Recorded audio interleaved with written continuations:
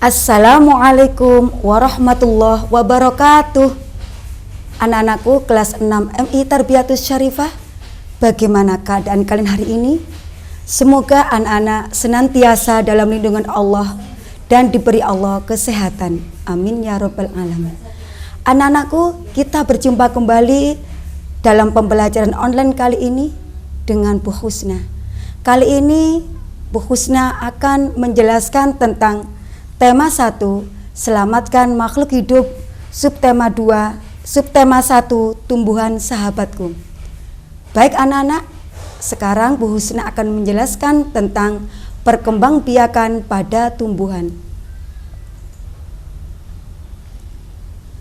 Anak-anak, perkembangbiakan pada tumbuhan ada 2 macam, yaitu secara generatif dan secara vegetatif. Anak-anak, perkembangbiakan secara generatif atau secara kawin, yaitu perkembangbiakan yang melalui proses penyerbukan dan pembuahan. Sedangkan perkembangbiakan secara vegetatif atau tidak kawin, yaitu perkembangbiakan melalui bagian tumbuhan itu sendiri. Anak-anak, untuk selanjutnya, Bu Husna akan menjelaskan tentang generatif itu termasuk apa saja. Anak-anak, dalam generatif nanti kita akan ditemukan dengan istilah penyerbukan dan pembuahan.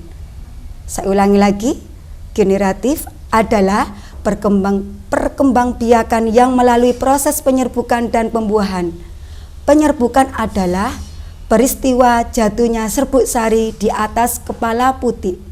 Sedangkan pembuahan adalah proses meleburnya serbuk sari dengan putih.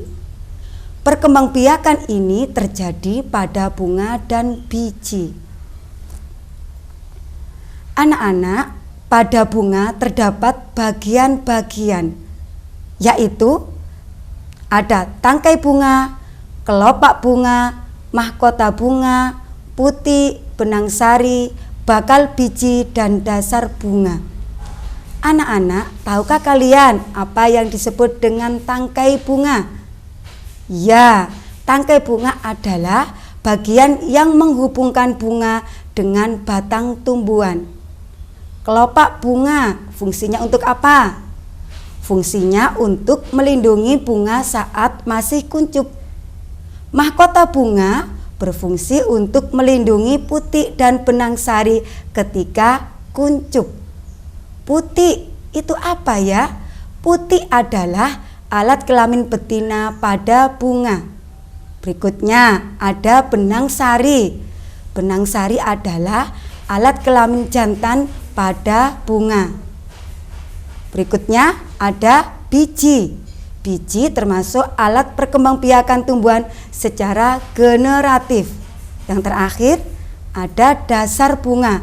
Dasar bunga berarti adalah bunga yang paling ujung. Anak-anak, perlu diketahui bahwasanya bunga ada 2 macam. Bunga yang sempurna dan tidak sempurna. Bunga yang sempurna adalah bunga yang memiliki bagian-bagian yang lengkap.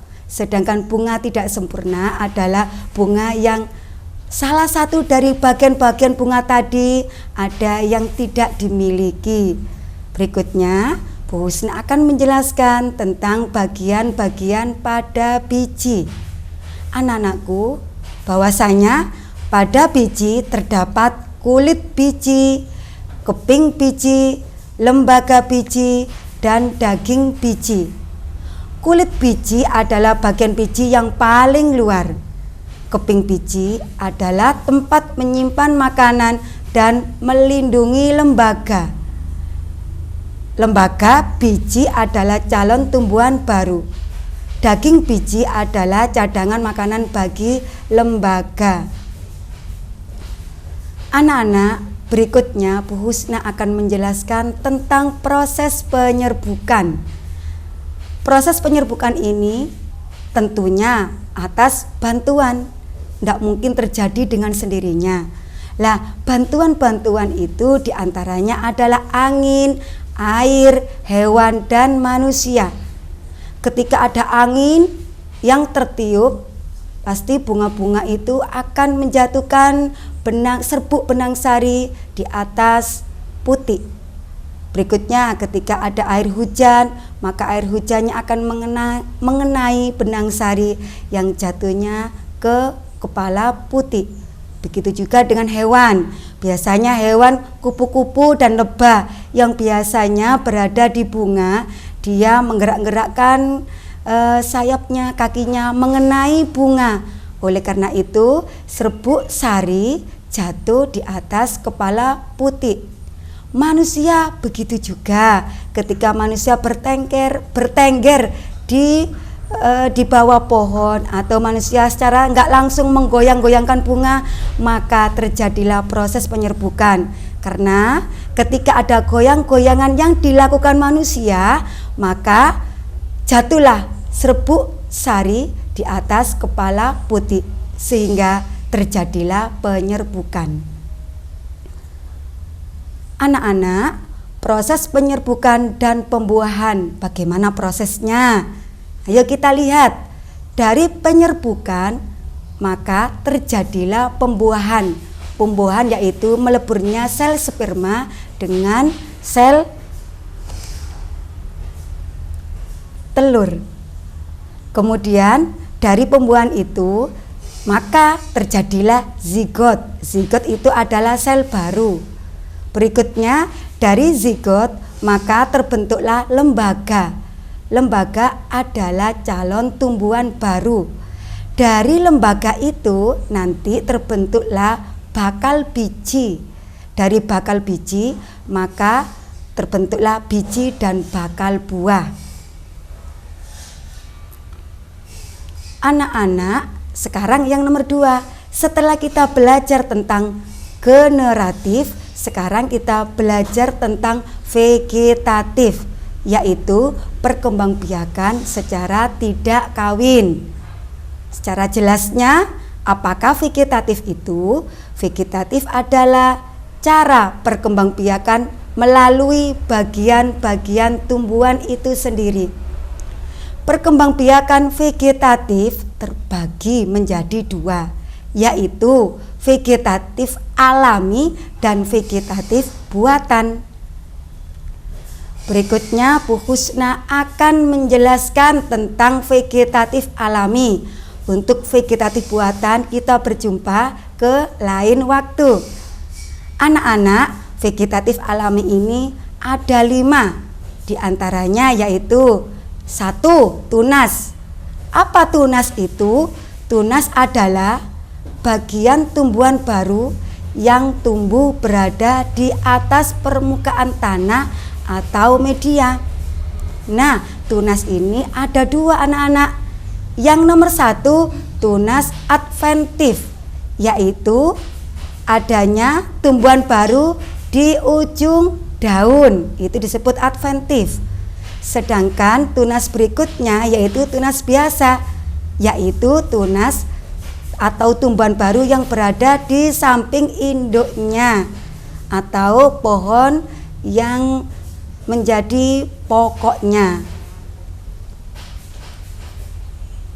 Anak-anak, berikutnya vegetatif yang kedua yaitu umbi. Umbi adalah bagian tumbuhan yang menggembung dan tertanam di dalam tanah. Anak-anak, umbi ini dibagi menjadi 3, yaitu umbi batang. Contohnya adalah ketela dan kentang. Berikutnya umbi lapis. Umbi lapis ini contohnya adalah bawang merah. Kenapa disebut lapis? Karena umbinya jika kita iris maka berbentuk berlapis-lapis. Berikutnya ada umbi akar. Umbi akar contohnya adalah singkong. Berikutnya contoh dari vegetatif yang ketiga yaitu geragi atau stolon. Apa geragi atau stolon itu? Geragi atau stolon itu adalah batang yang tumbuh menjalar di atas atau bawah tanah. Contoh geragi atau stolon di atas tanah yaitu pohon arbai yang rasanya asem. Nah, itu adalah contoh dari geragi yang berada di atas tanah. Kemudian semanggi. Kalau anak-anak pergi ke Surabaya biasanya ada kerawon semanggi. Nah, semanggi itu adalah contoh dari geragi yang berada di atas tanah. Anak-anak, berikutnya contoh geragi atau stolon di bawah tanah yaitu rumput teki yang biasanya kita jumpai di tanah lapang atau di sawah. Anak-anak, berikutnya kita belajar vegetatif yang nomor 4 yaitu akar tinggal atau rizoma. Akar tinggal atau rizoma adalah bagian batang yang tumbuh di dalam tanah. Ciri-cirinya akar tinggal yaitu 1. Batang-batang beruas dan berbuku-buku. 2. Setiap buku dapat tumbuh tunas. 3. Tunas-tunas pada akar-akar tinggal jika cukup tua dapat bertunas lagi dan pertunasan tersebut berlangsung terus. Contohnya adalah jahe. Kamu lihat batangnya pasti beruas atau berbuku-buku. Kemudian temulawak. Ya, jadi jahe dan temulawak adalah contoh dari tumbuhan yang berakar tinggal. Anak-anak, vegetatif yang terakhir yaitu spora. Apa spora itu? Spora adalah sel yang berubah fungsi menjadi alat perkembangbiakan. Spora ini bentuknya sangat kecil dan berbentuk seperti biji. Contoh tumbuh-tumbuhan yang berspora yaitu tumbuhan paku-pakuan. Biasanya kalau kita ke Malang atau daerah selatan sana yang banyak hutan-hutannya, sering kita temui tumbuhan paku-pakuan, itu berasal dari spora. Kemudian jamur ini juga anak-anak, kalau kalian ke kebun biasanya ketika turun hujan kemudian lembab maka akan banyak jamur yang kita temui. Tahukah kalian, jamur itu termasuk contoh dari tumbuhan yang spora. Anak-anak, dari pembelajaran tadi harus diingat bahwasanya vegetatif alami diantaranya adalah tunas, umbi, geragi atau stolon, akar tinggal, dan spora. Nah, tugas belajar di rumah untuk kalian adalah jelaskan pengertian dari perkembangbiakan tumbuhan secara generatif dan vegetatif. 2. Gambarlah bunga dan sebutkan bagian-bagiannya. 3. Gambarlah biji dan sebutkan bagian-bagiannya. 4. Bedakan antara penyerbukan dan pembuahan. 5. Sebutkan macam-macam tumbuhan yang berkembang biak dengan cara vegetatif alami. Semoga pembelajaran kali ini bermanfaat bagi kalian semuanya. Tetap semangat, jaga kesehatan.